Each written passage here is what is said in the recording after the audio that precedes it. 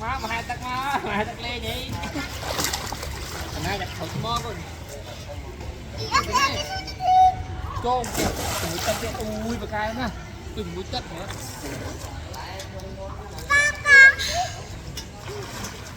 Việt Nam mà nhé bạn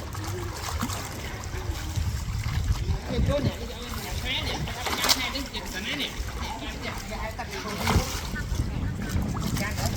can lần nữa qua chủ vào cùng như nào như vậy can là nó con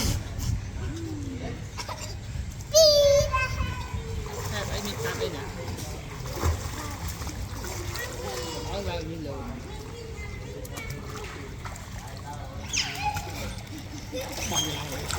sao chết ta